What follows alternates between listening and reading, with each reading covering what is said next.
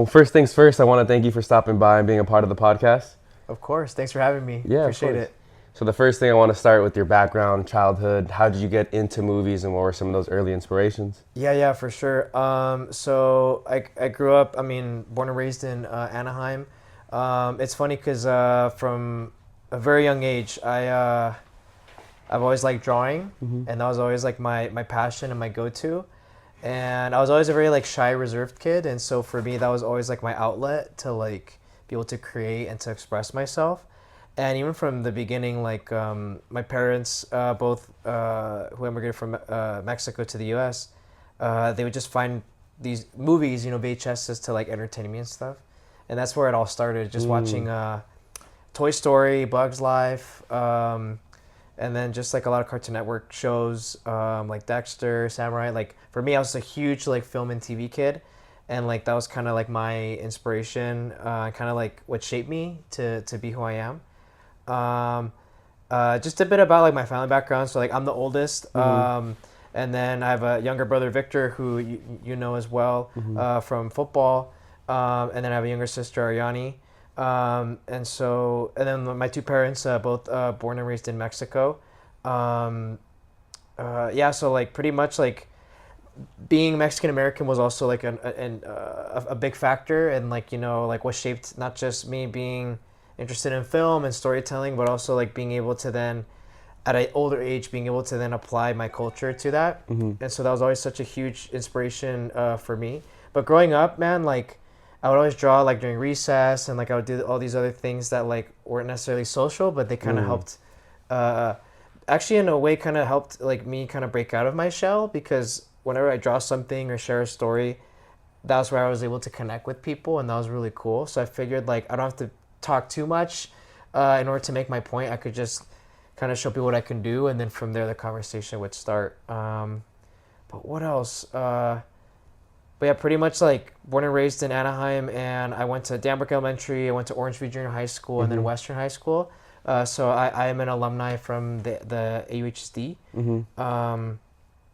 And then it's just crazy to kind of looking back, because now what I do is I work as a story artist at Walt Disney Animation Studios.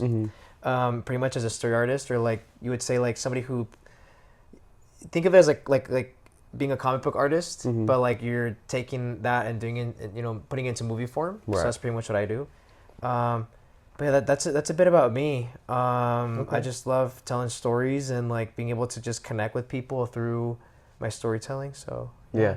You mentioned some of those early drawings in your school days. Yeah. What were some of those earliest things you drew? That's a great question. So I was big into Spider-Man. Okay. And when I was 7, the first Spider-Man movie came out with Tobey Maguire. Okay, Tobey Maguire. And that's pretty much been like part of my identity, is I just love those Spider-Man movies, and I was obsessed with Spider-Man. So I would draw Spider-Man all the time. And then I actually noticed your Boss Sing Say shirt, which is amazing. Shout out to that Abel. show. That show was like another like phenomenon, and also a huge inspiration for me. So I'd always try to like draw like my own versions of like airbenders and like other characters in that world, but I drew all kinds of things. A lot of things were stuff that like movies that I watched, and also TV. What else did I draw? And then I would just come up with my own stories, just like my own version of superheroes, but I'd say like 90% of it was just Spider-Man, because I was just obsessed with the hero and the stories. And my dad got me a PlayStation, or got my brother and I a PlayStation back in like 2002, I think, around that time. And the first video game he got us was Spider-Man. And so I don't know, just something about, I think it was just in that time period, it's just very impressionable. Like it just hit me, and I, to this day, I still love that character. And that's kind of shaped my like, my motivation to draw was just like, can I draw these characters as realistic as I can? Because even at a young age, I was like very much into that kind of stuff. Like I want to be better at drawing, and like, how do I do that? Because I love this so much, and I know I get attention from it too, which is nice, but realistically, it's like there's a part of drawing that a part of drawing is a part of me, and it's part of my identity. So so that was the stuff I drew. I mean, it's like a very boy answer, but pretty much like that stuff was just stuff I just loved doing. Do you have a favorite Spider-Man actor between the three? Toby. Toby, yeah, no original. question. Because again, it's just, anytime I say that, some people are like, well, it's because you saw it as a kid and stuff. But I don't know, just something about the way he watching it now. He just feels so like he doesn't look like a superhero, which is kind of the point. Like his character and the way he portrays Peter is just so human, and he's just so awkward that like it just feels, I don't know, it's so charming, and anytime I see it I'm like, you just root for him so much because he's not like this like a super macho suave guy. Like he's super awkward, fumbles his words, and I guess I could relate to that too. And so yeah, no, he's phenomenal. Okay. Was there a time in childhood or maybe in your teen years when you knew you wanted to go to college and pursue that as a career? Yeah, absolutely. And it's funny you mention that because it's funny looking back on these things, just because in the moment, you're like, all right, like I'm the first kid, and college was kind of a thing in a sense, because at the time, my parents were like, okay, like we'll probably afford, we can probably afford community college for you. At the time, I'm like, okay, that's fine. But yeah, for me, I think it's funny because I just wanted to do film and I like drawing. And so I'm like, all right, I know that, as I was getting older, I'm like, all right, people were saying that like, you gotta go to college and all this stuff. I kind of treated it very casually because again, like there was nobody really, outside of my family, or even outside of school who was able to like kind of tell me how things were going to be. It was just, all right, of course I'm going to school because I know I gotta, you relate to this, like parents are saying you gotta get an education because that way you're able to make money and that way you're able to get a good job and live a good life. So I'm like, all right, cool, that makes sense. Like I'm a do-gooder, so I'm like, all right, cool, like I'm not gonna object to that. That makes sense. And so it was actually in high school, in ninth grade, I took a drawing and painting one with a teacher called named Miss Moen. Okay. Wait, did you go to Western? I did not, but I know who the teacher is. You know Miss Moen? I worked there, yeah. Yes. So Miss Moen was my art teacher, and she was the first person to really articulate or put out into my world, like, hey, I went to college for art. And I thought, oh, that's really cool. And so that's when I realized, okay, like I want to do this because just seeing that she is teaching art and she's really cool and like very, very inspired and motivated, I'm like, I want to do that. At the time, I knew I wanted to do art, but I didn't really know exactly what I wanted to do. So I was still very much like trying to figure out exactly what I wanted to do with art, because you can do comics or magazines or film, but I knew I wanted to do film. And so yeah, as I got into high school, like I was really like wanting to just try to find a way to like get into film, but not knowing how. So I liked writing and drawing. So like I liked writing my own stories as a kid, and so in high school I actually wrote 3 screenplays for 3 movies on my own, just for funsies. And little by little I'm like, I want to do this. I don't know how, but I want to do this. So it started to solidify, and it wasn't until I graduated where I realized I want to go to Cal State Fullerton, because my art teacher went there, but also once I visited the campus, I realized, and the art program, I'm like, wait a second, this is actually pretty cool. Like they're drawing on these like giant tablets and stuff, nice. And it was so new to me because I didn't really have like a mentor or anybody who would like guide me in that sense. I just kind of like walked blind, It's like I was climbing a mountain blindfolded, and I was like, all right, wait, I guess I go here now. All right, no, that feels like I'm gonna fall. So it was very much like I had a direction, but not. It was a contradiction in and of itself. Like I knew I wanted to do art, but I didn't know exactly what, and I didn't know exactly how. So, but yeah, I always wanted to do art, but after high school, I was like, all right, I want to do this for sure. I love it. Yeah. So how was your experience at Cal State Fullerton in those art programs? Yeah, so it was actually really cool because I'm trying to articulate this in the best way possible. A lot of people that ended up going to Cal State Fullerton were a lot more knowledgeable of like art programs and art schools. Like for me, I didn't even know what an art center or like Otis or a Cal Arts was, and those are like considered in the art community like the top art schools to go to. And at the time, I'm like, no, I just want to go to something cheap because I don't want my parents to like break the bank and go crazy and lose their minds. And also too, I want to be close to home because like I don't want to like, for me I didn't really feel a necessity to like live on my own and do that kind of stuff. And again, with Cal State Fullerton, with my art teacher, I'm like, that sounds like a cool program and it's cheaper and I always appreciate programs that are like more like kind of like a diamond in the rough kind of situation where like maybe it's not like the most renowned, but people know of it and they Right. know that it's actually really good. So my experience was really cool. Again, I was a very shy kid, and so I was always afraid to like ask for help. And even just as a Mexican American, there's always that like weird obligation for yourself to like try to figure things out on your Yeah. own, as opposed to asking for help. It's like, no, no, I can do it. I can do it. So in my later years, when I was getting into the program, that was when I really started to like understand. Wait a second, like I'm taking my classes. I was very much by the books. I took my classes, I got good grades, and that was it.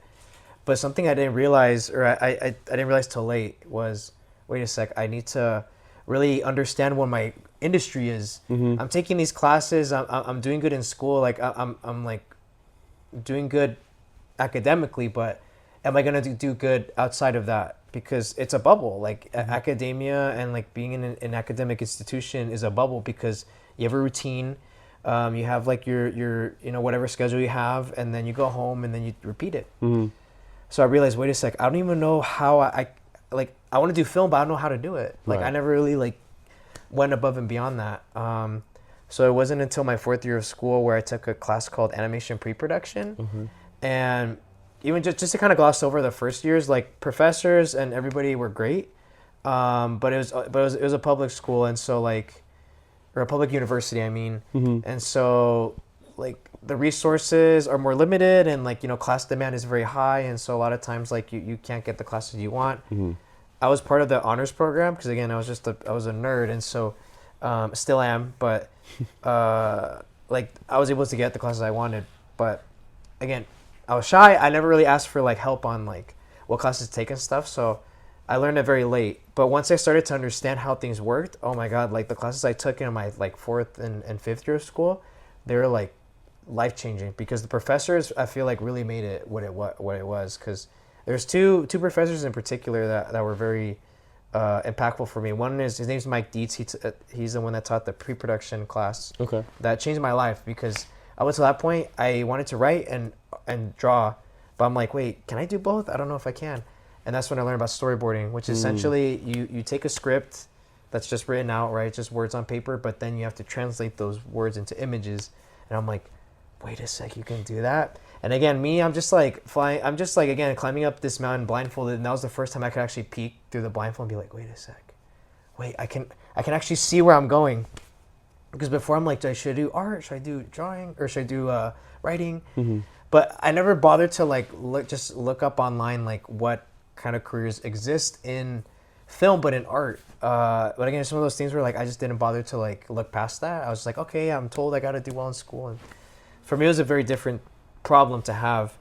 But honestly, my experience was very, very good. Like at least for me, I treat it as like you make your own experience what it is, like whether you're going to like a very expensive school or community college, like you make the experience what it is. It is, like you can't pin it all on the institution to make the experience good or bad. So for me, it was great. And I ended up graduating in 5 years because my major was Bachelor of Fine Arts in Illustration. So it wasn't actually animation, it was illustration, because I still like drawing like, backgrounds and stuff like that, like just different things. But once I got to storyboarding, I'm like, no, that's like, I want to do that because I can write my own stories and I can draw them out too. Kind of like, I know we're going to get into it later, but kind of like how with my short film, Don Abel, that's pretty much the same process that I went through. Okay. But I pretty much, I enjoyed my school. And also I think the most important thing is that I made like lifelong connections with friends. There's 3 friends that I have who I still keep in touch with and stuff, and one of them just had a baby too. So, Nice. like, for me, I'm like, go to whichever school you want, just in general. But like, as long as you're learning, that's fine. So even if like you can't afford to go to college, like, just find like make a curriculum for yourself, because I know some of these schools are like, at least just universities in general, just like bleed some students dry, and I personally don't like that. So for me, it's just like you can learn on YouTube, you can learn whatever, and that's kind of what I did towards the end. But at least the one thing that college provides is just the opportunity to like connect with people, and it was a chance to kind of like break out of my shell more, because I met people who were like me. Because in high school there were some people, but I felt like I was kind of like the outsider just because I wasn't really into the things that most people were into. It's funny enough, I actually played basketball 2 years in high school, but I just felt very disconnected from the group just because I was more quiet and I just kind of did my own thing. But it wasn't until college I'm like, wait a second, you're weird and awkward just like me, and you like drawing and you like cartoons still. Right. So it was very cool. That's one thing I did like about going to college too, is because those classes, the majors are usually more specific as far as interests go. You are along more, like-minded individuals, and so you kind of develop closer bonds than you do with your high school friends, just because those are the people that are in the community, right? Yeah, and they're supposed to go to that school, and every now and then you do find things in common, but versus, hey, these are like what I want to major, and everyone wants to major in that. Yeah. You have more things in common. So after Cal State Fullerton, I think everyone's not fear, but it's like almost like a daunting task right after graduation. You're like, all right, thinking about the career and the industry and getting into the real world, they say. What was that experience like for you? So thankfully enough, the experience was very smooth for me. I always have to tell myself I'm like super privileged and lucky, because for a lot of folks, like there's like a gap in between when you graduate and when you find a job. So in that last year of school, I ended up getting an internship at DreamWorks TV animation, and that was when DreamWorks was like riding the high of making like episodic TV content for kids. And so I interned for them in my last year of school, which is crazy to think just the timing, because usually with internships, once you graduate, that's it. Those internships are only for college students. There's some other programs that let people, like when you're out of school, still apply or whatever. But I got very lucky. So I interned at DreamWorks TV as a production assistant, which basically, like in film and in live action and animation, basically the production assistant is there to like assist the production, hence the name, with any sort of tasks. Like, well, in live action, it's like getting water and like helping like actors and being able to like make sure that each department is doing okay, and basically like running around. Whereas in animation, it's like you're not running around too much, but you're basically there to like help each art department take notes down and like making sure that like everyone is in the loop of what's happening. Because in animation, you have so many different departments working together to piece together the animated film, because it's all created from scratch. And so I interned for them and I learned so much. And on top of that, I made connections. I was able to like really network with a lot of people, and especially with my supervisors. And one of them, her name is Mercedes Salazar. She was the only, I think she was at the time, or still was at DreamWorks, like the only Latina supervisor working there. And so she and I clicked immediately. Nice, okay. When we interviewed each other, or when she interviewed me, because when I interviewed, it was her and another supervisor, Kristen, who is also amazing, incredible person. But she had asked me a question on my resume about like this superhero character that I'd made up, who's like a Mexican-American superhero. And he's like, tell me about this. And it was one of those moments where like I just put on my resume just cause, and it was one of those things that like kind of sealed the deal. But basically, pretty much, she was the one that ended up getting me my first job outside of college, because, and this is where timing really works out, timing and luck. So someone had left DreamWorks who was like a coordinator to go to Paramount, and that meant that they had to fill in that role. So they took an assistant, bumped them up to coordinator, and that meant that there was an assistant role open. So I was very lucky, and the timing worked out. And so they said, hey, you graduate on this day. And it was funny because she had always asked me like, hey, when are you graduating? And I always say, I'm graduating May 19th. I think that was the day that I graduated. Yeah, May 19th. And she's like, okay. And then I thought, wait a sec. I didn't want to get my hopes up, so I'm like, wait a sec. She's asking me for a reason, but also I don't want to like get my hopes up or assume anything. But it turns out, yeah, she was asking because she was behind the scenes, figuring out, making sure that the offer was going to be made to me. And when she did, I was like super overwhelmed, because I'm like, what? Like, nice. And those were you're going back to what you're saying about the fears and anxieties. I felt that way in college. I'm like, shoot, like, they're telling me like, even though you're book smart, like you like that's not going to really prepare you, because like you can do well in school, but like that doesn't mean it's going to translate into doing well outside. And I thought that's fair. But yeah, so pretty much like it was one of the moments where I'm like, oh shoot, we're good. Continue. Oh no, you're good. So my experience was I struggled and I was nervous in my last year of school, but thankfully the transition from graduating college to working was pretty seamless, because I graduated on a Saturday, had my graduation party on Sunday, and then literally started work on Monday. Okay. So, but again, I whenever people ask me that, like, I always feel weird because I got very lucky, you know? Like, I can't tell people that I struggled after college or anything. I would say the only thing I struggled with was commuting from Anaheim to Glendale, which is where DreamWorks was located. Yeah. But that's like you would call that like a first world problem, you know? But yeah, that was pretty much my experience. But it all really came from really just in that third and fourth year of college, like having that light bulb moment and saying, okay, like I can't just focus, like school is important, but I got to be able to think of like internships and all these other opportunities that are really going to get me the job. So that was I'm glad I talked to people, because I definitely had people who were helping me to kind of start to understand that and really start to see that clearly. And so it worked out for me. So, yeah. Right on. You mentioned the Mexican American superhero that you had in your resume. Do you mind like sharing more about that? Oh, no, of course. So it's funny. It's an idea I've had in my head since 5th grade. It was a character that I came up with literally like during recess. And so it's pretty much, it's funny because originally that superhero was just a regular superhero, because I was just into superheroes, and like I loved The Incredibles, and I loved Spider-Man, obviously. And when Dark Knight came out, that was like a huge thing. But going back to when I was talking about like my influences and like, you know, growing up, that's when I started to like connect what I love in film and TV with my culture. And so the Mexican American superhero is basically this character named Benjamin Aquino. And so he is like, it's funny because basically he's like this like trust fund kid, you know, or like rich kid who is inheriting this wealth from his mother, but his mother's like this genius inventor. So I kind of wanted to play against the typical stereotypes or castings of Latino characters. Like, I'm like, what if these Latinos are actually rich and actually successful, but they deal with their own problems? And so like that character basically inherits these powers from his ancestors. His ancestors are like, you know, they come from this long line of like warriors. And so I thought that was always interesting.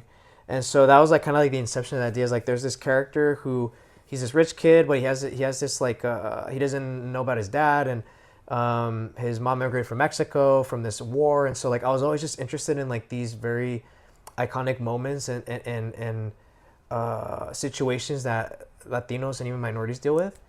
And so that's the character I came up with. So this character, it takes place in the future too, and so it's like a sci-fi fantasy. Nice. Because his powers are inherited through his ancestors. Okay. And so it's funny. Every day I think since 5th grade, like I've never stopped thinking about that. And so one day I wrote the script in college. I wrote like the first draft of it, but now I want to go back and like really refine it and stuff. Nice. But it's pretty much like, what if it's a hero?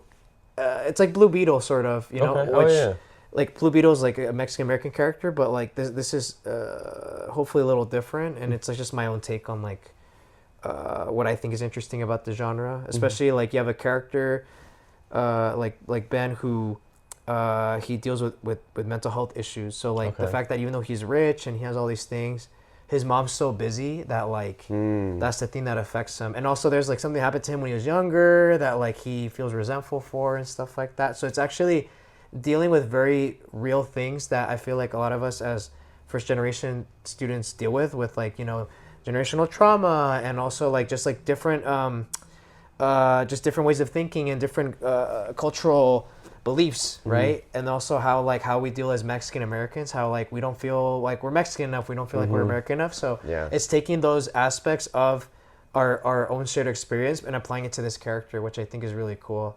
So that was a bit about the character, and I kind of spoke about that, and that's what my supervisor really resonated with, because for me it was like I want to take these experiences and apply them to things that I like superheroes and like fantasy and action. So yeah. I gotta ask, because you're the older brother. Yeah. Your two other siblings also got into, can we just say film? Is that like the big branch?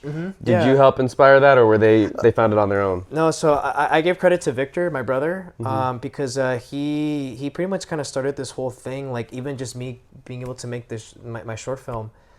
So My brother and I, when we were younger, we always played with our mom's camcorder, and we would Oh film yeah. stuff. Okay. And so that was, we always liked film. But my brother took it a step further once he was in college. Like he got involved with like the media broadcasting class with Adrian Olmedo, who's incredible.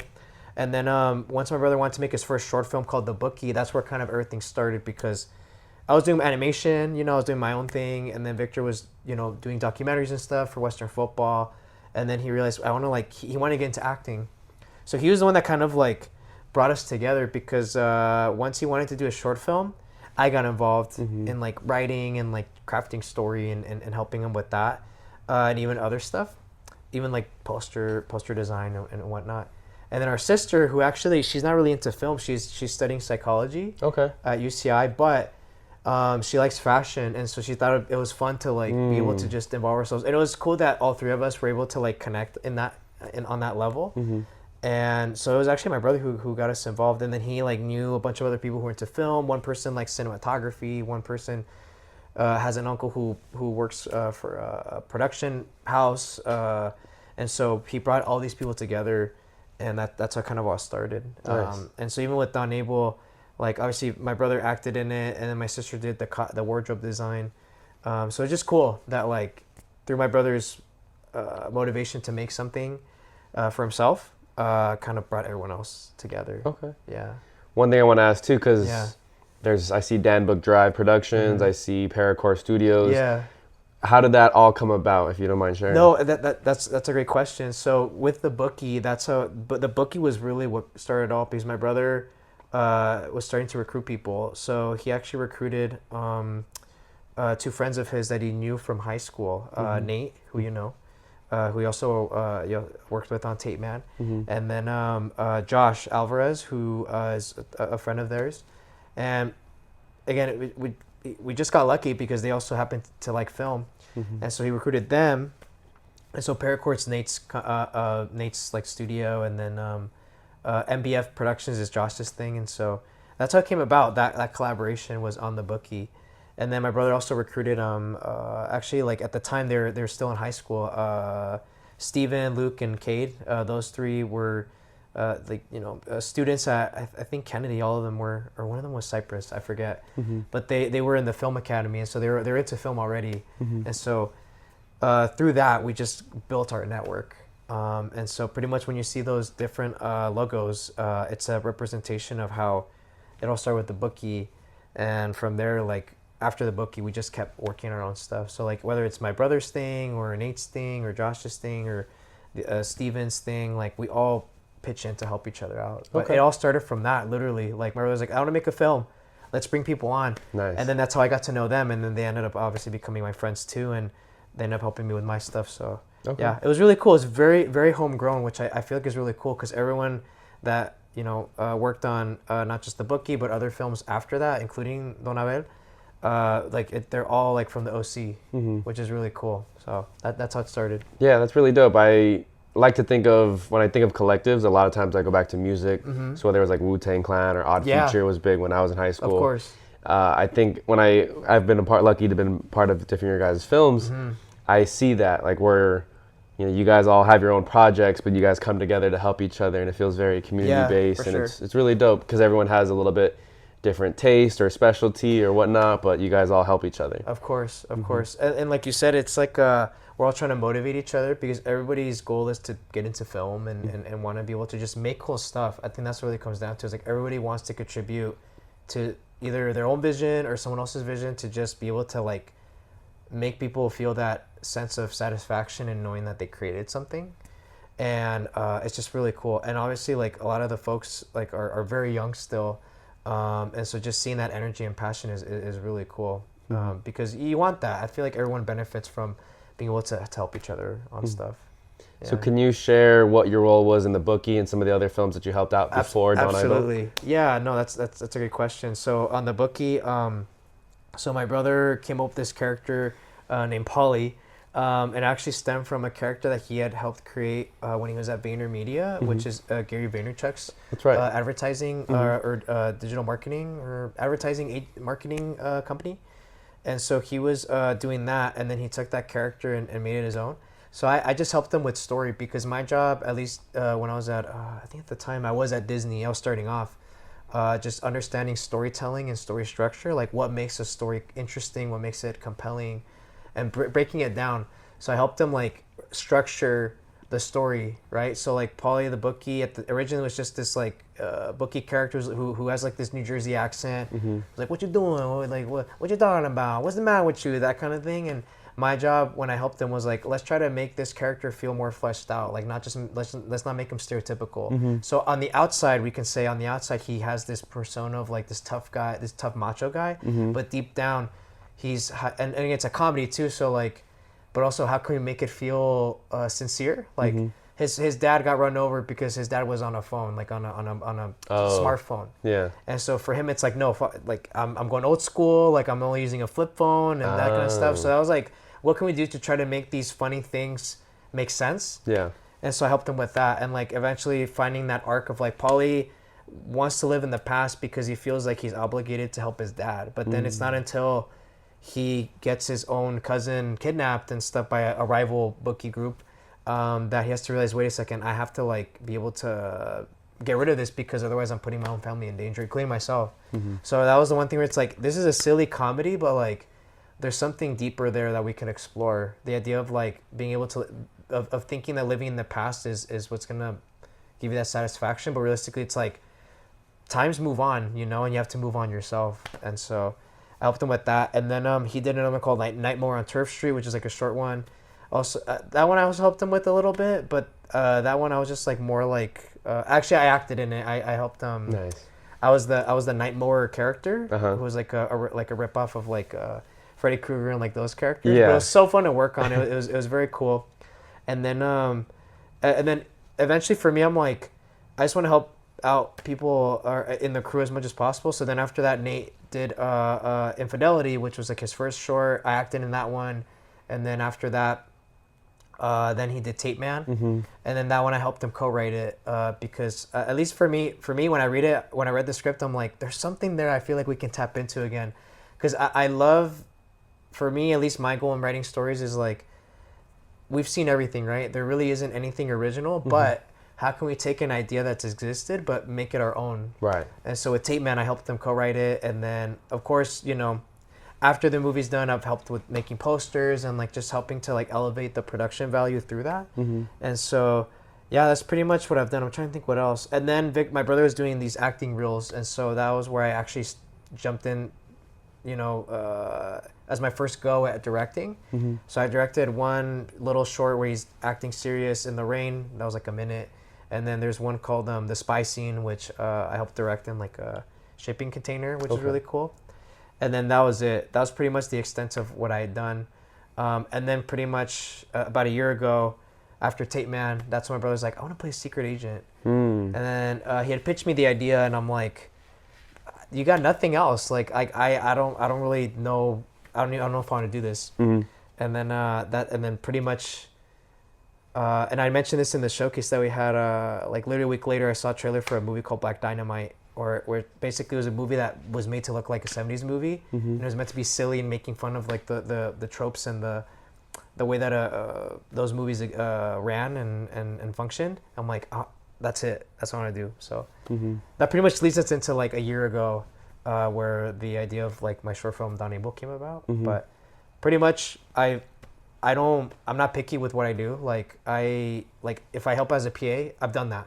You know, even though I've directed, even though I've done writing and stuff, like I'm okay with helping out I've helped out with Grip and other stuff. So I'm just there to help out when I can. But if there are moments where like I'm tired and I'm just focusing on my own work professionally, then I'm like, sorry, I can be there and help out when I can, but I can't be as involved. So Gotcha. So let's get into Don Abel then. Yeah. Last year you said that's when the ideas started. Did you always know you were going to go film in Mexico, or how did that opportunity come about? Actually, no. So I wanted to try to make it as efficiently as I could. And so originally the idea was like being able to find like a house in the middle of nowhere. And basically it was going to be a lot shorter. It was my original idea for it. So pretty much, let me just backtrack a little bit. So I saw the trailer for Black Dynamite, and I'm like, okay, I want to make, if Victor wants to be a secret agent, he has to be Mexican. Yeah. And also the way he's describing this character, it feels like he's like this very macho guy. Instead of him being in the present day, let's have him be in the 70s. Right. Which I feel like at that time that those kinds of characters were very popular and very, very common. Like this very like macho guy, like not vulnerable, like very much like has figured everything out, womanizer, all that kind of stuff. Right. And so I thought that was silly. And I'm like, that kind of suits kind of the quirks that my brother has when he's acted before. And so I'm like, this is perfect. This would be so great. But originally the idea was like, it's supposed to start out with him arriving at the safe house. And so pretty much like the first 13 minutes of the film don't exist. He's pretty much already like at the safe house where he's trying to go and hunt down whoever it is he needs to kill. Yeah. So it's going to be a lot shorter. So pretty much it's been like 15 minutes. So it's pretty much him doing silly shit, like just running around and like taking people out. But it's supposed to be like in the middle of nowhere, like in like a house, like in the woods or whatever. That was my original thought. Because I thought, okay, it's easy, like nothing crazy. Also, it's a short film. Like at least the thing I had with Tape Man was that there's a story there, but like I feel like it should have been a feature. You know, that's just my honest opinion. But it worked out either way. And so I'm like, I want to make something shorter. But in the end, like my brother's like, oh, I think we should film Mexico. And I'm like, that would be pretty sick though. And then so that was where I was taking the input. And I'm like, oh, actually, you know what? That's pretty cool. We can do that. And then we thought, okay, so now we gotta justify being in Mexico. And so like, okay, like maybe we start off with like a cold open, and there's actually an idea that a bunch of us had when I think it was we went to Chili's just to eat, and then it was me, Nate, my brother, and Steven, Steven Ramos, who plays one of the characters in the film. The taller dude, right? Yeah, yeah. Him. Okay. He's like one of the core guys in there, and so we were just talking, and then we were just brainstorming ideas, and we were like, oh, it'd be cool if like there's a cold open, or like he takes down like people and stuff, and so that's how it kind of came about. And so pretty much like I was into it because I'm very interested in like Mexican history. For me at the time I was very interested in like the Mexican Revolution, and so now I'm interested in knowing about how Mexico functioned and operated in the 70s. That's like I don't know if you've seen the movie Roma, which is like, you should check it out. It's really cool. It's from Alfonso Cuarón, who you probably heard. He directed Gravity and Y Tu Mamá También, and he actually directed the third Harry Potter movie. Oh, okay. He's a Mexican director. He's really cool, and he directed this one called Roma, which is in black and white, and it's about like memories of his childhood, and it takes place in the 70s during a time where the government was very authoritarian, meaning that like they're very much like ruling with an iron grip. Yeah. And so when I was looking into this is where like research and just having fun with like researching this stuff like really just propelled my motivation to like the stratosphere, because just looking into the history and understanding what happened during that time, like this just helps solidify Don Abel much more, because the film was supposed to be like a 1970s spoof of films from that time period, because here these films were categorized as like blaxploitation films, and obviously there's like low budget B action films that were very much made on the cheap, and a lot of times they don't look great, and the humor comes from how low budget they look. Right. And so in Mexico there's something similar, but that was called mexploitation. And so pretty much same deal, like you have these characters, and also what's cool is that it could be any genre, but it's just the whole idea that mexploitation was that like it was very much done cheaply. A lot of times the material was a lot more edgier, a lot more adult, and so that was pretty much where I thought it was cool to apply this moment in time in Mexican history, which is actually very serious and like not funny at all, with a genre or like a type of movie that can contrast that kind of stuff to make people feel kind of uncomfortable, but also be able to like kind of play with this idea of like, if people see these very serious things in a way that feels funny and like almost desensitizing, like that's kind of like the point, you know? It's like you're seeing these people go through these things and you're like, well, whatever. And so that was kind of the impetus and like the start of it. And so pretty much from there, like I started writing, and for me, the important thing was character. Who's Don Abel? What's his backstory? What is his motivation? What is his need? Meaning, there's a character, usually in Western storytelling, you have a character that has a goal, but they don't realize that they need to think differently, you know, that there's a want and a need. So like, for example, I'm trying to think of like, maybe Spider-Man. There's Spider-Man, right? Like Peter Parker wants to be a superhero, but he needs to understand the responsibilities that come with it and the sacrifice. Right. You know, because he wants to be able to be with Mary Jane, but he needs to understand that he has to make that sacrifice to be Spider-Man, Right. which is compelling. And I always use the example of Finding Nemo because it's just such an easy example where it's like Marlin wants to protect his son, but he needs to let his son roam free. Right. You know? And I was trying to think that I was trying to apply what I've learned at work and what I've learned just watching films and reading books into this. And so once I had this character, I'm like, that's perfect. And so his motivation is he wants to be the greatest agent ever, but he needs to realize that it's coming at a cost of his own humanity. You know, he's doing all these things thinking he's doing good, but realistically he's not. And so once I figured out those things, like I've been getting chills now. Like as soon as I got that reaction from myself, I'm like, we got something there. Now I just got to write it. And so this is October of last year. And then literally from October to like March of this year, I was just writing and like just figuring stuff out and writing. And what ended up being supposedly what I wanted it to be, like originally it was supposed to be like a 15-minute idea, and ended up being like a 30-minute idea. And then once I finished writing it, I'm like, okay, cool. I think I wrote like 5-6 drafts of it. Then I translated it to Spanish, and that was the coolest part. Was like I wanted to make a film that was predominantly spoken in Spanish, Right. because there's just something cool about like being able to take ownership of like just your language. And like even if say like a lot of us don't speak it perfectly, there's something cool about like being able to kind of like reclaim it in a way, and being able to like understand it, but also like say like it may not be perfect but still Spanish. And so there's a lot more meta stuff involved in the film. But yeah, so pretty much like it was just a whole process of like writing and then storyboarding, which I drew out the entire movie beforehand, and then casting. And of course that's when we reached out to you. And I'm glossing over the other stuff. So if you have any other specific questions, I'll answer. But pretty much that was kind of the beginning, because I wanted to really just find something interesting about my culture and its history, and like being able to apply to this. And not only making something funny and interesting, while also critiquing these specific things about not just the type of movies being made, but also even the culture itself.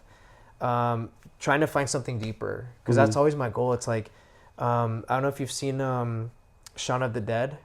Yes, the zombie movie, right? Yeah, like that one on the surface is like a silly zombie movie, but it's really about a guy who needs to learn how to really grow up and take responsibility for himself, as opposed to just kind of being a slacker. And I love that kind of stuff, because it's not in your face, but it's like there. And so for me, that was kind of like my inspiration. So that's how the idea of Down Abel came out. As soon as I started to take one bit of inspiration in this 70s thing, I'm like, everything else just kind of snowballed from there. That's when I'm like, there were so many ideas that were just rich for taking, and I was just trying to pick and choose which ideas to latch onto. Yeah. That's beautiful, because I know we've both seen it right on the big screen, but I remember going back to when I was first on the set, and that day I recorded, and I had read some of the script, but I didn't really understand like the bigger picture. No, for sure. And so to see, like you said, you did the script in Spanish, and so most of the movie is spoken in Spanish. There is the senses of like, Don Abel has to like figure out, I don't want to spoil too much, but like his, sister is involved, right? Yeah. And so there's just these different parts of that.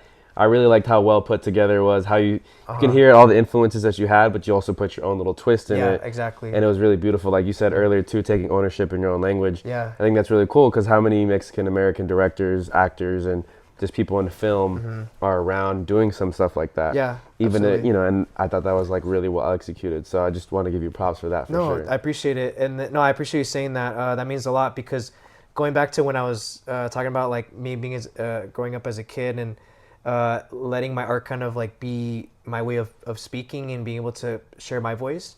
There's my opportunities to kind of share my voice, because I'm always trying to be aware of what's happening in the world, obviously, and the stuff isn't pretty, and it's obviously hard to like digest at times, but like for me, it's like art is a way to kind of counteract that by saying, okay, I'm upset, I'm frustrated by what's happening, especially as Latinos, and just seeing what's going on, and just finding a way to like take that energy and put it on there, but not having it be so in your face, you know, like, the messaging of like authoritarianism and like just like the Even- idea of like ambition Even communism. and you know? communism. I like how Like, you incorporated that. yeah, because like, you know how like if someone has a very radical idea about like, oh, give everybody free healthcare, you're a communist. You Yeah, know? especially in the So, 70s. yeah, in the 70s, that was like the fact that back then in Mexico, the Red Scare also applied to Mexico. And like, it's one of those things where I'm like, for me, I don't want to try to like have the messaging be so blatant because people be like, you're just trying to preach, you know? And so for me, I'm like, no, if anything, like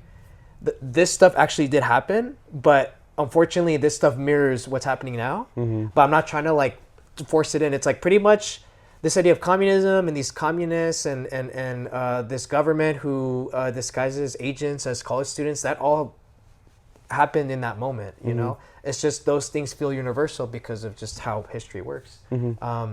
And so that was the cool part. Was like I don't want this movie just be like a chance for me to be like, you know, the world sucks or whatnot. It's like these things in history in this moment in time in Mexico just so happen to mirror what's happening now, and it's just pointing it out there, and people can either get the messaging or not. But that was the exciting part for me, was to like try to have this project have a little bite to it, even though on the surface it's like very silly and fun and goofy. But when things start to shift, I think that's the part that gets me excited. It's like how can I dial the comedy to have it all of a sudden be like, wait a second, that's funny, but I shouldn't be laughing. Right. It's kind of messed up. Yeah. Like the scene with Mancho. We don't want to say too much, but even with that, you're like, this is such a sweet, innocent guy, and the way that he just goes down is just like so sad, but it's funny. Yeah. And that's the whole idea. It's like it's messed up, but it's funny, you know. And that's kind of the whole point, is that like people can watch it and like be like, wait a second, that's actually not. But also it's hilarious. It's that was the kind of the whole goal, is to not have people like react to it in a predictable way. It's like, wait a second, like what I'm seeing here is interesting, you know, and it's not what I was expecting. It's funny, but also I'm like, wait, there's something there where it's like, wait, it's not actually meant to be that funny. So yeah. Now tell me about the song. Is it a Don Abel song? Yes. That's in this film? Yes. So, and again, any sort of project, any sort of short film or movie, TV show, even though the director is the first person credited on there, really the movie is a collaboration with so many people, like yourself as an actor, and Victor as an actor, but then you got like the assistant directors, and you got all these other people. So with the song Don Abel, it was a collaboration between me and the composers, Terry Kim and David Rodriguez. And again, these are people that my friends know, Josh knows and stuff from working at Knott's. And so they're composers. And so they did the score for Tape Man, and that was phenomenal. And this time I was like, hey, can you guys try to make like a 70s inspired soundtrack? And again, the inspiration in like Shaft. There's a movie called Shaft where, and even not just that movie, but like even just the stereotype of like a theme song be like, who's the cool cat that catches all the bad guys? Like that kind of stuff, or that kind of theme song. I'm like, I want that. Yeah. And then they just hit out of the park. And it was one of those things where I'm like, I want this, but I give you guys free reign to like just take this guideline and just go with it. And then David was the one that sang the song. He's like, Don Abel. Yeah. Hi. Like all that stuff was like just, it was all his idea. And he's like, he likes his guacamole spicy. I'm like, all that stuff he made up. Him and Terry, I should say, they both really collaborated on it, and it was just incredible. When they sent us the demo track, I was like, this is gonna work. And it's one of those things where it's like when you write the script and you board it, you're like, all right, like these ideas work. But once everyone starts to put in their stamp on it, it really does become magic. And that's like whenever I see interviews with directors, like I can understand why they get so excited when like they say, oh, this person contributed this idea, and then all of a sudden that changed everything. And so so kudos to them. They ran with what I told them, and they just added their own spin. Beautiful. So after all the hours you put into not only directing it, writing it, filming it, and then editing it, what was it like to see it on the big screen? Oh, dude, it was unbelievable. I mean, I'll say this, like filmmaking, I mean, again, it's a cliche. Filmmaking is always tough, but it's so rewarding in the end. It was tough, man. I mean, those 2 days on set were some of the toughest days I've ever experienced just in general, because there's so much pressure on me to try to make sure everyone's time isn't wasted, and making sure that the vision is actually being put, is being treated respectfully. And so from shooting in July to seeing it now, it was very overwhelming because pretty much that was like the first time I ever experienced that sense of satisfaction. Because before then, there were moments where I'm like, okay, I think it's working now, and especially with the music and stuff like that, piecing it together, like, wait a second, it's working, it's working. But there are moments where I'm like, this sucks, you know. And I feel like it only comes from like you being so passionate and so eager to want this thing to really work because it's yours, and you want people to showcase what you're capable of.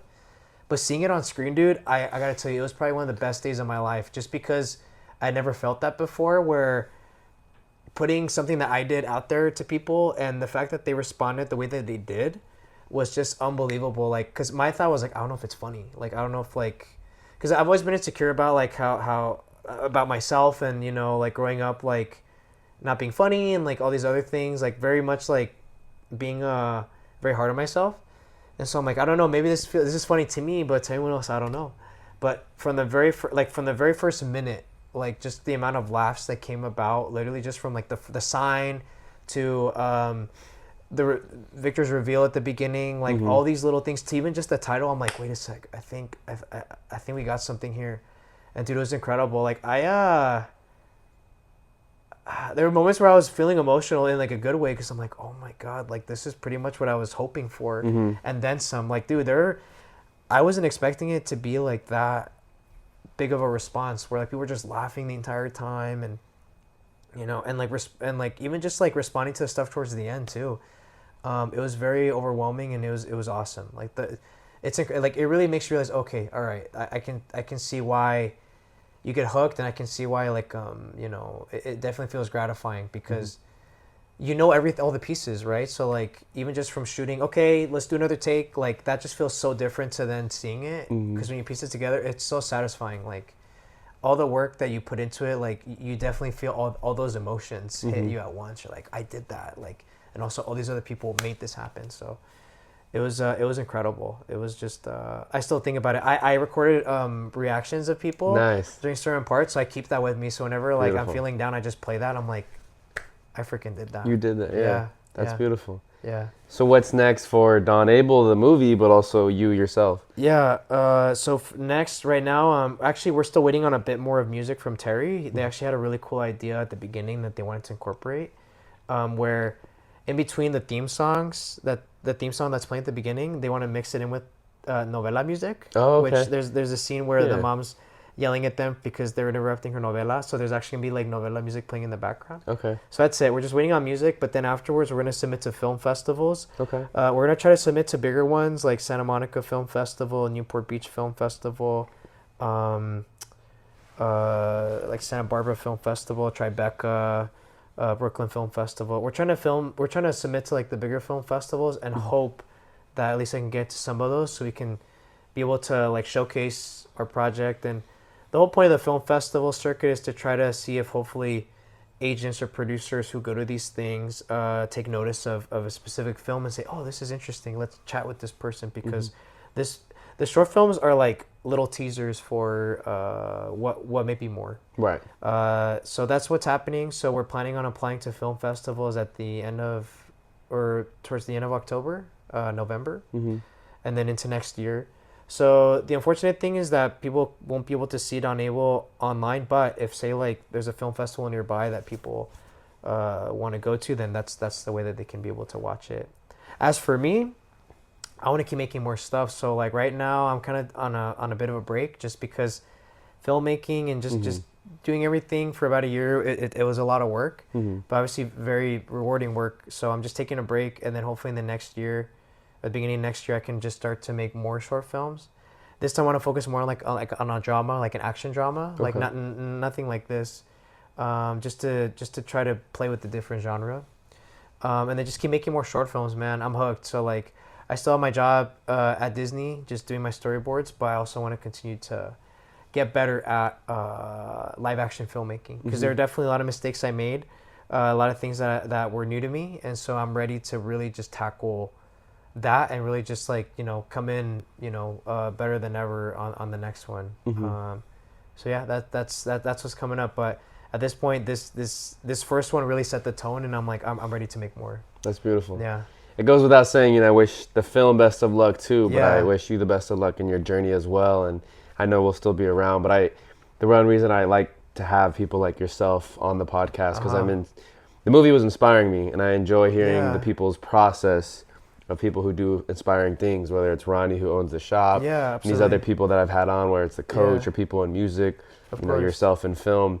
It was really inspiring to see that project come together. Of course. And I hope, you know, the best of luck for the film, but also yourself individually in your career too. Yeah, no, thank you. I really appreciate that. Yeah, man. I mean, I just want to make cool stuff, and I want to be able to just like continue to share my voice and hopefully inspire others, not just Latinos, but other people who are people of color or first generation. Just to kind of, the whole idea is like to make people feel less alone. And so like for me, that was film. Is like I would watch a film, and I'd feel less alone because, in a way, a film is someone's opinion on life, and it's just so cool. And so for me, I want to be able to do that. So, yeah, we'll see. So.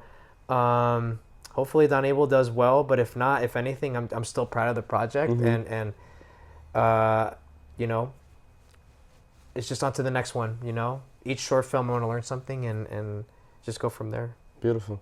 Yeah. There's a couple more questions I want to ask. More quick hitters. Let's go for it. Yeah. That way the audience get to know you a little bit better. Yeah, for sure. If you can go any place in the world, where would it be?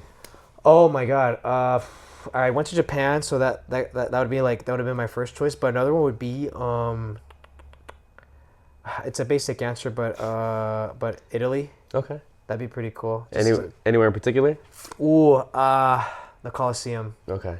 The Colosseum. Just something about just that aspect of history is just so cool. I love visiting places that like really have history, like places that have, you know, been around for thousands of years. So yeah, that's my basic answer. But like that'd be a place I'd love to go.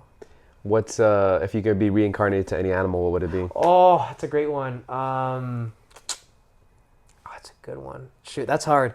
Any animal. Because my true trains of thought of like a funny answer, but also a serious answer. I'm gonna go with the serious answer. Okay. Just thinking, I'd be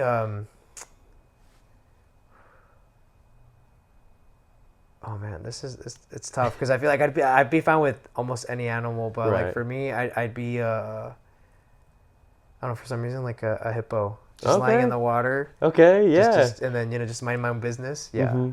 And you're dangerous as hell, right? Exactly. I know, dangerous, but like fluffy and cute at the same time. Might as well. Okay. Yeah. What's something you like to eat before you get into a creative space or after? That's a really great question because I will say like having a proper meal really does help. For me, I'm trying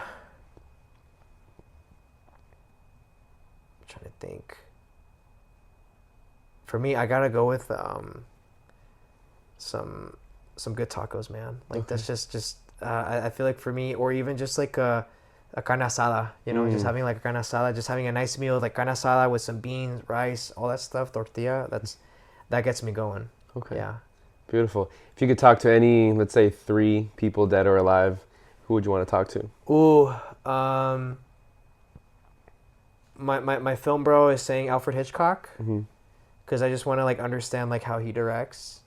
And then 2 would be Cesar Chavez, just from like a cultural standpoint, just understanding like his resilience and understanding like just as a Mexican American himself, you know, what was his perspective on things. And then I'm trying to think who else. Steven Spielberg. Just that. I mean, again, it's basic answer, but just because that guy's just so influential, like I just want to be able to just like understand, because he directed Jaws at like 27. So for me, like being able to ask like, how did you go about doing that? Because I'm 30 and this short film felt like at times like so much pressure. Yeah. I'm like, this dude literally directed a movie and that became such a huge blockbuster. So okay. Yeah, so those would be my 3. And then last question, what's some advice you would give to your younger self? Oh, yeah.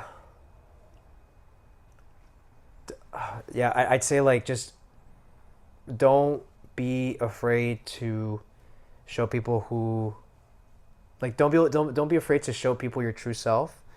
And like even if people don't, even if say some people aren't nice to you with that, or like people make fun of you for it, like don't let that deter you. Because then you realize that like people that really respect you and people that you come to respect, they see you for who you are.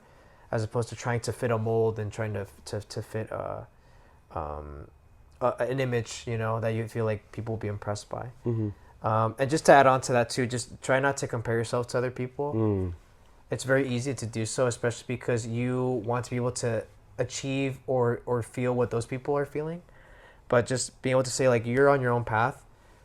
Certain people that you want to aspire to be are on their own path. They either got ahead because of circumstances, but you're on your own path. And so only compare yourself to who you were a year ago. That'd be what I would give. And I feel like that would have been super helpful, you know, to my younger self. Okay. Beautiful. Yeah. So before we wrap it up, if you want to promote anything, whether it's social media pages or Yes. anything else, feel free to do so now. Absolutely, okay? yeah. So I'm on Instagram. I'm at my Instagram handle is Miguel Baltazar Art. I post my artwork, but also like I've been posting stuff for Don Abel, and that's where I can just update people on like what's going on, not just with my life, but also with my work. I have a website if anyone's interested in just checking it out. It's very animation specific, storyboard specific, but it's really cool just to kind of see what my work is. So it's at miguelbaltazar.com. I have like some story sequences in there that people can check out. And then I have a YouTube channel, which I haven't really been as active, but I want to try to again. It's also at Miguel Baltazar. I post like art tutorials and stuff, but I want to start to try to like just be more general and like talking about film and stuff. But yeah, those are my handles. Yeah. Beautiful. All right. Well, thank you again for being a part of the show. It was really a pleasure to kind of just talk about your process. No, of course, and thank you for having me. It's always nice to just chat and just have fun, just talking about stuff that we love. So I appreciate having me.